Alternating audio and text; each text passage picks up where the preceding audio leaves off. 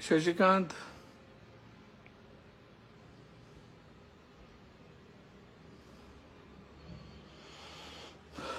अंकुर,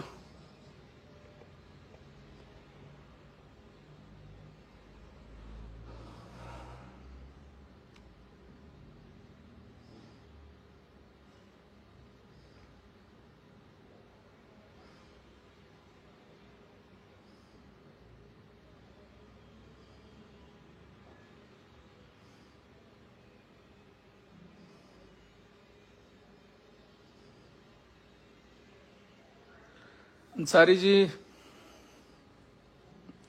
अर्पण, रोहित, अतुल भाई, दीपक शर्मा, पुष्पा जी, राघव, नमस्कार भाई, कैसे हो आप लोग सब?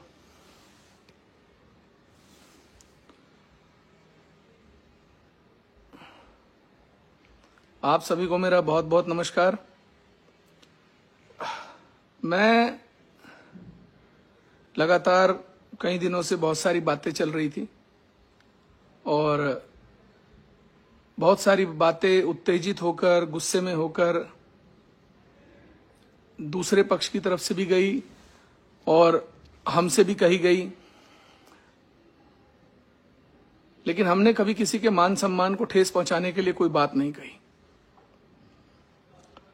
जब ऐसे पल आते हैं, जब ऐसी घटनाएं घटती हैं, जब बातें दोनों तरफ से उत्तेजना की हो जाती हैं, तो कभी ना कभी किसी ना किसी के मुंह से कोई ना कोई गलत बात निकल जाती है। हमारा प्रयास हमेशा ये रहा कि सर्व समाज में शांति रहे, सर्व समाज में 36 बिरादरी में एकता रहे, एक दूसरे के हम साथ रहें, एक दूसरे का सम्मान करें। और मुझे लगता है मैं सबसे साधारण और सबसे सरल व्यक्ति हूं। मैं कभी कोई अहंकार की, ईगो की कोई लड़ाई नहीं लड़ता। न मैं किसी के ऊपर कोई गलत बात करके किसी भी बात को, किसी बिरादरी को भड़काने की, कोई धर्म समाज की बात करके समाज को बांटने की बात नहीं करता। मैं पहला ऐसा व्यक्ति हूं जिसने 602 कन्याओं को, जो सर्व समाज की कन्याएं थी, हिंदू मुस्लिम की कन्याएं थी, उनका निकाह और विवाह मैंने एक ही पंडाल में कराया। मैंने कभी किसी को भेदभाव की नजर से नहीं देखा। ये देश भिन्न भिन्न जाति बिरादरियों का देश है। इस देश की एकता यही है कि हम सब लोग मिलकर रहते हैं, हम सब लोग एक साथ रहते हैं, हम सब लोग एक दूसरे के सुख दुख में शामिल होते हैं। और मुझे लगता है कि जब किसी का जन्म होता है, हमारे यहाँ 13वीं होती है, तो सर्व समाज के लोग एक साथ इकट्ठा होते हैं, कंधे से कंधा मिलाकर साथ रहते हैं। कुछ बातें ऐसी थी जो कहां से शुरू हुई, कहीं चली गई। पल भर का गुस्सा, चाहे मेरा हो चाहे अन्य पक्ष का हो, उसने नुकसान ही किया होगा, किसी का लाभ नहीं हुआ। न मुझे कोई लाभ हुआ, न किसी अन्य पक्ष को लाभ हुआ होगा। मैं सर्व समाज का नेता हूं। मैं आम जनता का, आम आदमी का, अंतिम पायदान पर खड़े व्यक्ति का नेता हूं। मैं कभी अपने मन में भी किसी के प्रति कोई ऐसी बात नहीं सोचता जिस बात से किसी को आहत हो। छोटे से छोटा व्यक्ति, रिक्शा चलाने वाला भी व्यक्ति होता है, मैं उसे भी कभी सोचता नहीं कि मेरी, और मुझे लगता है कि अगर कोई जो सबसे गरीब आदमी मेरे यहां आया है, मैं उसको ज्यादा से ज्यादा सम्मान दूं, ताकि जब मेरे यहां से वो निकले तो उसके मन में ये बात रहे कि यार मैं कहीं किसी से मिलकर आया, उसे छोटापन ना महसूस हो, उसे लगे कि मैं किसी अपने के घर से निकला हूं। बातें भड़की, बातें सड़कों पर आई, लोग हमारे भी पक्ष के समर्थन में उतरे, उनके भी पक्ष के समर्थन में उतरे। उन्होंने भी महापंचायत की घोषणा की, हमने भी महापंचायत की घोषणा की। ये चीजें बढ़ती चली गई और इन्हीं बातों के चलते इतना तनाव बढ़ गया। मैं आप सबसे अपील करना चाहता हूं, ये जो समाज में तनाव फैल रहा है, इस तनाव को खत्म करिए। अगर मेरी गर्दन चाहिए, आप बताइए, मैं अपनी गर्दन आपको दे देता हूं। अगर आपकी बिरादरी को लगता है कि मेरे माफी मांगने से, मेरे गर्दन झुकाने से आपके समाज की पीड़ा कम हो जाएगी, तो बताइए। आप बताइए, समाज में आप शांति बनाए रखेंगे? ऐसा नहीं है। लोग बाग, सर्व समाज के लोगों में तनाव है। तनाव पश्चिम में भी है, तनाव पूरब में भी है, तनाव लखनऊ में भी है, तनाव मध्य प्रदेश में भी है, तनाव राजस्थान में भी है। अगर मेरे माफी मांगने से, किसी समाज का सम्मान करने से अगर वो तनाव खत्म होता है तो मैं तैयार हूं। मैंने तो कल भी कहा था, कल एक बात जो है पवित्र गांव मेरठपुर से निकली कि उन्हें मेरी एक बात बुरी लगी। मैंने कहा बाबा फकीरदास जी के यहाँ मैं गया और मैंने ऐसा ऐसा किया। बाबा फकीरदास जी के मैं सम्मान में 10 बार सर झुकाता हूं। मैं किसी भी संत के लिए 10 बार सर झुकाने को तैयार हूं, किसी भी धर्म का, किसी भी समाज का संत हो। और अगर बाबा फकीरदास जी के सम्मान में किसी को लगता है मेरे से कोई गलत बात निकल गई है, जबकि मैंने नहीं कही है, मैंने अपनी आस्था की बात की है, मैं बाबा फकीरदास जी से भी माफी मांगने को तैयार हूं। मैं बाबा फकीरदास जी से माफी मांगता हूं अगर बाबा फकीरदास जी के उसमें कोई बात ऐसी लगी हो। मैंने कही नहीं है, लेकिन मैं सर्व समाज में शांति के लिए अपील करता हूं। मैं पश्चिम के लोगों से अपील करता हूं कि शांति बनाए रखें। जब लड़ाई झगड़े होते हैं, जब दंगे होते हैं, उपद्रव होते हैं, हर पक्ष के व्यक्ति का नुकसान होता है, हर बिरादरी के पक्ष का नुकसान होता है। हमारे युवा, हमारे बच्चे, जब वो छोटी छोटी उम्र के बच्चे जब ऐसी लड़ाई झगड़ों में, ऐसे दंगों में कूदते हैं तो पता नहीं कितने घर अनाथ होते हैं। मैं नहीं चाहता, मैं गंदी राजनीति नहीं करना चाहता, और मुझे ऐसी राजनीति करनी भी नहीं जिस राजनीति में मुझे लोगों की बलि देनी पड़े, मुझे लोगों को शहीद कराना पड़े, मुझे लोगों को सड़क पर उतारना पड़े। मुझे नहीं करनी ऐसी राजनीति। आप समाज की बात कर रहे हैं, मैंने सार्वजनिक कहा है, अगर किसी एक समाज को तकलीफ हुई है मेरी बातों से, मैं उनसे कह सकता हूं कि ठीक है, मेरे शब्दों से अगर आपको परेशानी है तो मैं आपसे माफी मांगने को तैयार हूं, लेकिन मैं अपनी मां के अपमान की मां के लिए झुकूंगा नहीं। मैं अपनी गर्दन कटवा दूंगा, मैं अपनी मां के अपमान के लिए झुकूंगा नहीं। अगर आप मेरी मां को रखेल कहेंगे और आप चाहेंगे उसके बाद मैं अपनी गर्दन झुका दूं, मैं झुकाऊंगा नहीं। मैं बाबा फकीरदास जी के मंदिर में गर्दन झुका सकता हूं, मैं बिरादरी के सामने झुका सकता हूं, मैं प्रणव सिंह के सामने गर्दन नहीं झुकाऊंगा। उस आदमी ने मेरी मां का अपमान किया है, मेरी मां से वो माफी मांग लें, वो कह दें कि हां आपकी मां मेरी मां जैसी है। अरे लोग सीमाओं पर अपनी जान दे देते हैं, लोग 25-50 हजार सैलरी होती क्या है, कुछ भी नहीं होती, लेकिन फिर भी मन में जो एक व्यक्ति के जो एक फौलाद की ताकत होती है, जो मन में एक मातृ शक्ति के प्रति जो मन में आदमी के ताकत होती है, वो कहता है कि मैं अपनी जान दे दूंगा, मैं शहीद हो जाऊंगा, मैं बॉर्डर पर अपनी जान दे दूंगा, अपनी मातृभूमि की रक्षा करूंगा। जब लोग अपनी मातृभूमि की रक्षा करने के लिए इतनी बड़ी बात कर सकते हैं, शहीद हो सकते हैं, मैं अपनी मां के सम्मान के लिए अपनी गर्दन कटा सकता हूं। मैं झुकूंगा नहीं, फिर कह रहा हूं, मैं झुकूंगा नहीं।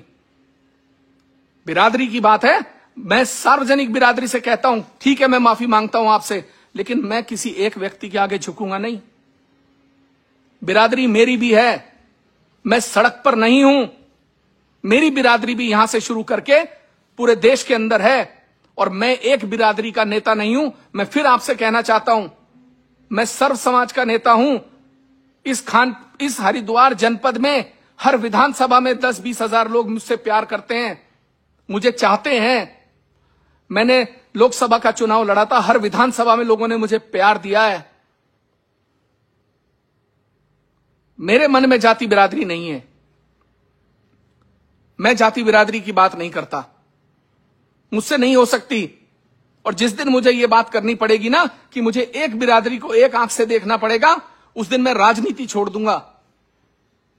ईश्वर ने मुझे बहुत कुछ दिया है, राजनीति से मेरे घर में पैसा नहीं आता, लेकिन मैं फिर आपसे कहना चाहता हूं, जो लोग पूर्व से लेकर पश्चिम तक, जो लोग सहारनपुर, देवबंद, मुजफ्फरनगर, मेरठ, ये जो युवा परेशान हैं, मैं फिर कह रहा हूं, एक चिंगारी जब निकलती है ना, वो कब देश में फैल जाती है किसी को पता नहीं चलता। उससे कब बड़ी आग तबाही लाती है किसी को नहीं पता चलता। हम लोगों को नेताओं की वजह से समाज का सौहार्द नहीं बिगाड़ना चाहिए।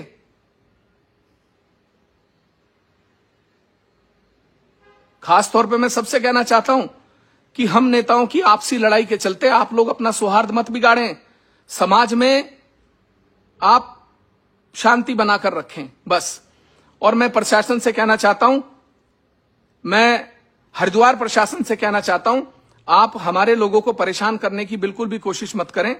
आपने मेरे खिलाफ मुकदमा दर्ज किया जबकि मेरा दोष कोई नहीं था। आपने जिन धाराओं में मुझे गिरफ्तार किया, आपको गिरफ्तार करने का अधिकार नहीं था। मैंने फिर भी गिरफ्तारी दी आपको अपनी, क्योंकि मैं नहीं चाहता था कि किसी भी प्रकार का सौहार्द बिगड़े। लेकिन अगर मेरे इतना कॉपरेट करने के बाद भी आप मुझे परेशान करने का प्रयास करेंगे तो अच्छा नहीं होगा। मैं फिर बता रहा हूं प्रशासन को, एक बात समझ लीजिएगा, हम लड़ने वाले लोग हैं, हम झुकने वाले लोग नहीं, हम अपनी गर्दन नहीं झुका सकते। आप लोग इस हरिद्वार जनपद के सौहार्द को बना रहने दीजिए। आप अगर मेरे खिलाफ एक तरफा कार्रवाई अब करने का प्रयास करेंगे तो अच्छा नहीं होगा। और आपने की, आपने मुझे गिरफ्तार किया। मैं पूछना चाहता हूं, मुझे हरिद्वार के एसएसपी बताएं, मुझे परमेंद्र डोभाल जी ये बताइए, आपने मुझे गिरफ्तार क्यों किया? आपने किस अधिकार से मुझे गिरफ्तार किया? आपने किस अधिकार से एक विधायक को गिरफ्तार किया? आपने कैसे विधानसभा को सूचना दिए बिना गिरफ्तार किया? आपने मुझे ऐसी धाराओं में गिरफ्तार किया जिनमें आप मुझे बेल दे सकते थे। लेकिन आप लोग अपनी ईगो, अपना ये दिखाने के लिए कि नहीं साहब हम विधायक को भी गिरफ्तार कर सकते हैं। डोभाल जी, मैंने आपको एक बार पहले भी चेतावनी दी थी। मैंने आपसे पहले भी कहा था कि आपने मेरे खिलाफ भगवानपुर में गलत कार्रवाई की थी। और मैं डोभाल जी आज फिर आपसे कह रहा हूं, आप इस तरीके की कार्रवाइयां ना करें। मैं आपसे फिर चेतावनी दे रहा हूं आपको। आप ये एक तरफ, आप मुझे बताइए, मैंने पुलिस के साथ कॉपरेट किया नहीं किया? मैं भी भाग सकता था, मैं शहर छोड़ के जा सकता था, हाई कोर्ट स्टे ले सकता था। लेकिन हमने कानून पे भरोसा जताकर, आपके ऊपर भरोसा जताकर, और आप आज इस तरीके से हमें बार बार शोषण कर रहे हैं हमारा।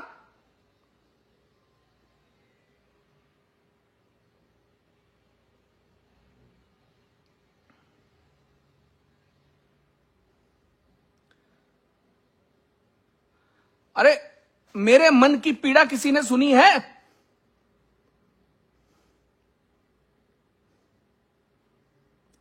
मेरी मां को एक आदमी रंडी कहता है, रखेल कहता है, मैं फिर भी ना बोलूं?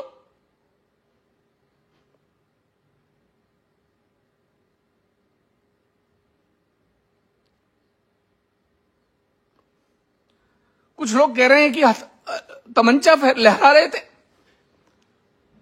हम पे टिप्पणियां कर रहे हैं।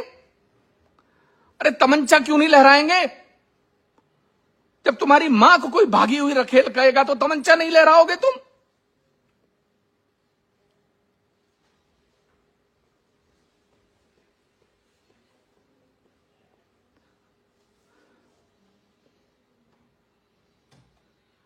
नेता होने का मतलब क्या है? अपनी मां के लिए गालियां खाएं?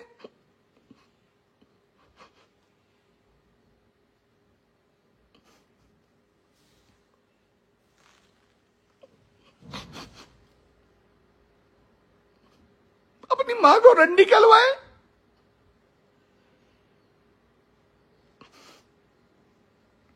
नहीं बोला, मैं चुप रहा।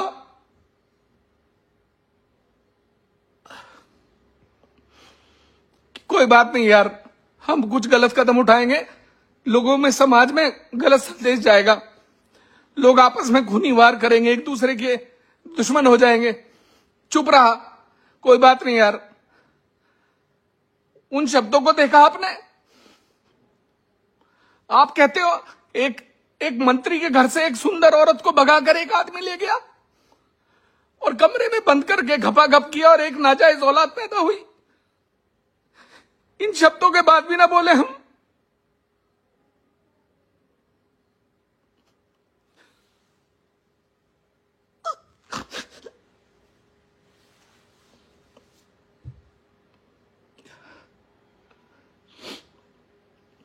हमें मर्यादा सिखाते हैं, हमें राजनीति सिखाते हैं, हमें हमें कहते हैं अपने नियंत्रण में रहना चाहिए। हम इंसान नहीं है। आप मेरी 95 साल की मां को रंडी कहते हो और हम चुप बैठे रहे।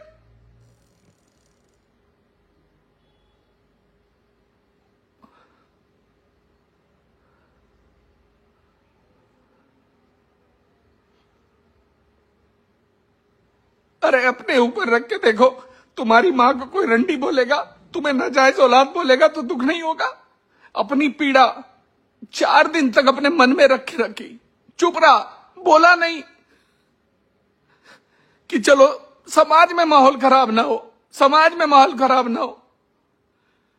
हर जगह से मार देंगे, काट देंगे। अरे किसे काट दोगे? मैं डरता नहीं हूं किसी से, ध्यान रखना बात को।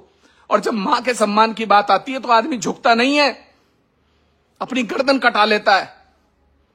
और मैं भी कटाने को तैयार हूं। मुझे डराने और धमकाने का प्रयास मत करिए, बस मैं इतना कहना चाहता हूं। मैं ज्यादा नहीं बोलना चाहता, पता नहीं क्या बात मुंह से निकल जाए, किस बात को पकड़ लें, क्या कहने लग जाए।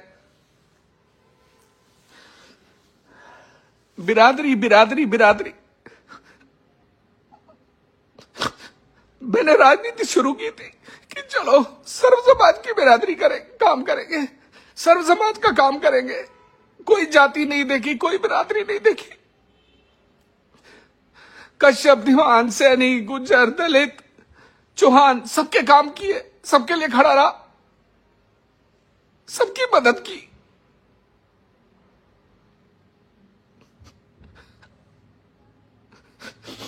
छह 602 लड़कियां हर समाज की, हर बिरादरी की, एक पंडाल में निकाह और विवाह कराया।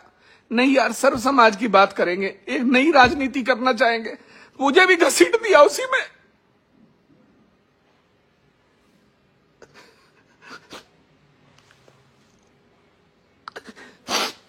मुझे भी बिरादरी बाद में लेके आ गए। बिरादरी बिरादरी बिरादरी।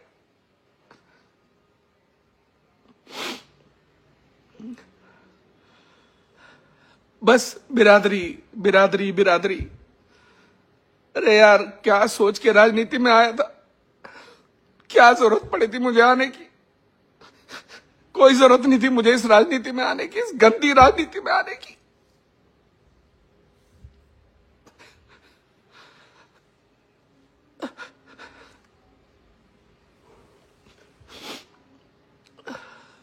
मुझे पता होता ना कि यहां आके भी वही सब गंद होगा, बिरादरीवाद होगा, गंदी राजनीति होगी, कभी नहीं आता। और मैं सच कह रहा हूं, मैं राजनीति छोड़ दूंगा, नहीं करूंगा। मुझे नहीं करनी ऐसी राजनीति। लोगों की लाशों पर, लोगों की बिरादरी पर, लोगों के तनाव में, लोगों को दुश्मनियों में उलझा के, लोगों के खिलाफ फर्जी मुकदमे करवा के, लोगों को जेल भिजवा के, निधि में कमीशन खा के, सड़कों में कमीशन खा के, मेरे बस की बात नहीं है। मैं गलत आया हूं इस जगह, ये मेरे लिए थी ही नहीं।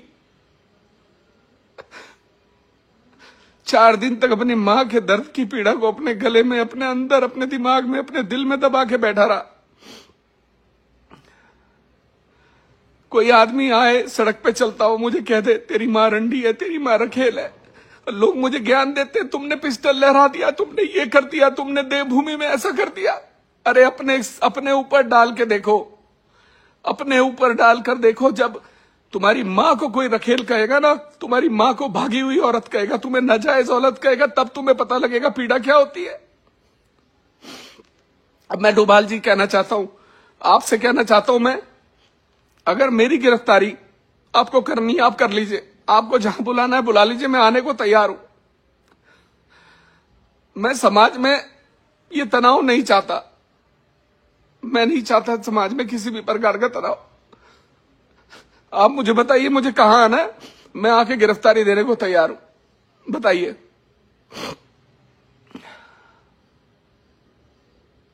आज जो लोग शोर कर रहे हैं उनसे एक बार पूछिए, अगर तुम्हारी मां को रंडी रखेल कहा होता तो तुम क्या करते? अरे कभी उनसे भी तो पूछो। अरे तुम तो महल महल महल कर रहे हो। क्या मां से बढ़ के महल होता है?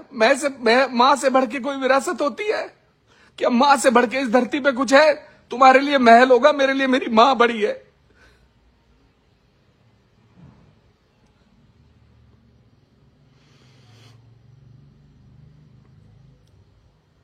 आप लोगों ने मेरे को वही बना दिया जो मैं नहीं बनना चाहता था।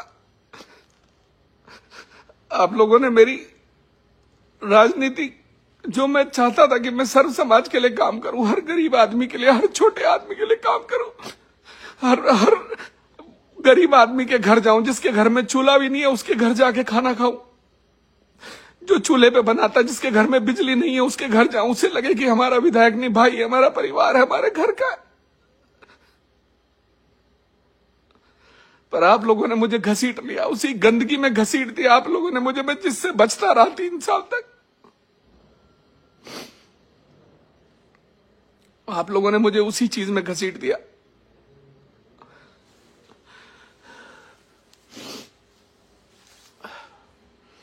और मैं मीरकपुर वालों से कहना चाहता हूं, बाबा फकीरा दास जी मेरे लिए बहुत सम्मानित है, मैंने उनका हमेशा सम्मान किया। मेरे तो कार्यालय में उनकी प्रतिमा भी लगी हुई है। मेरे साथ आपके समाज के बहुत सारे लड़के जुड़े हुए हैं। मैं बाबा फकीरा दास जी को अगर मेरे शब्दों से कहीं भी कोई आहत है तो मैं बाबा फकीरा दास जी से भी माफी मांगता हूं। और मैं सभी लोगों से कहना चाहता हूं कि आप लोग अपने बीच में ये सामाजिक तनाव खत्म कर दीजिए। मैं आप सबसे माफी मांगता हूं, जिसको भी मेरे शब्दों से तकलीफ हुई हो, जिसको भी मेरे शब्दों से दुख हुआ हो, मैं उन सबसे माफी मांगता हूं। पर ये लड़ाई खत्म करिए, मुझे नहीं करनी। मैं कमजोर नहीं हूं, मैं लड़ सकता हूं। मैं वो आदमी हूं जो 150 मुकदमे झेले हैं। जिस आदमी ने फरारियां काटी है, जो आदमी सरकारों से लड़ा है, जो आदमी कभी टूटा नहीं। आज मैं टूट गया। मैं अपनी मां के लिए कुछ नहीं कर पाया। क्या कर पाया? नहीं कर पाया कुछ। तो मुझे ऐसी राजनीति नहीं करनी। और बस मैं आप लोगों से माफी चाहता हूं और मुझे माफ कर दीजिए।